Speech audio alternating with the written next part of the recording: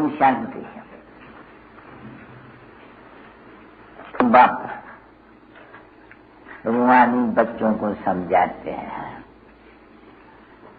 रूहानी बाप की महिमा तो बच्चों को सुनाई है। பாபா ஆன்மீக குழந்தைகளுக்கு புரிய வைக்கிறாரு. பாபாவுடைய மகிமை நமக்கு எல்லாருக்கும் தெரியும். वो ज्ञान का सागर है, सच्चित आनंद स्वरूप है, और फिर शांति का सागर है, सब सागर ही सागर है। பாபா ஞானத்துடைய கடல், அதுக்கப்புறம் சச்சிதானந்தம் சொல்லுவாங்க இல்லையா.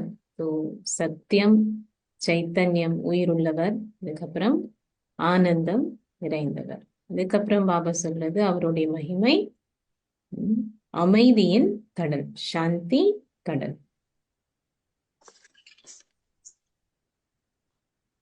बेहद का बाप है ना, उनको बेहद का सब सिफतें दी जाती है।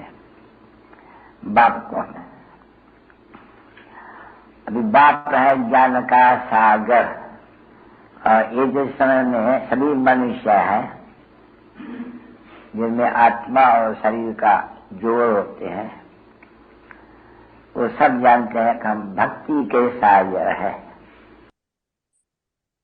பாபா எல்லையற்ற தந்தை, எல்லையற்ற தந்தை. அவருடைய மகிமையில ஞான கடலும் சொல்றது. உலகத்துல இருக்கிறவங்க பாத்தீங்கன்னா அவங்க எல்லாம் பக்தியின் கடல்னு சொல்லலாம். ஆத்மா உடல் இருக்கு அவங்களுக்கு, அவங்க பக்தியின் கடல்னு சொல்லலாம்.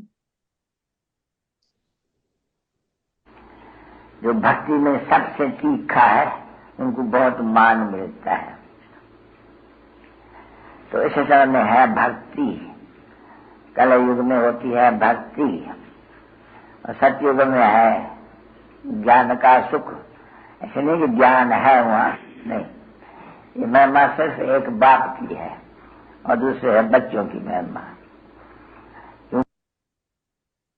பக்தியில பாத்தீங்கன்னா அதுல பக்தியோடைய கடல் அப்படின்னு எல்லாருமே சொல்றது எல்லாருக்கும். பக்தி யாரு ரொம்ப தீவிரமா செய்யறாங்க அவங்களுக்கு ஜாஸ்தி மரியாதை கிடைக்கும். சத்தியுகத்துல பாத்தீங்கன்னா அந்த பக்தி அங்க இருக்கா, நீங்க தான் கலியுகத்துல தான் பக்தி. बाप बच्चों को पढ़ाते हैं अथवा यात्रा कराते हैं। बाबा ने समझा ने दो यात्राएं हैं।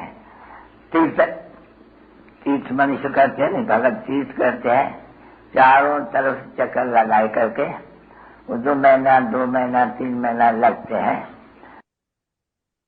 இது பாபா நமக்கு கற்பிக்கின்றார். இத யாத்திரைன்னு கூட சொல்லலாம்.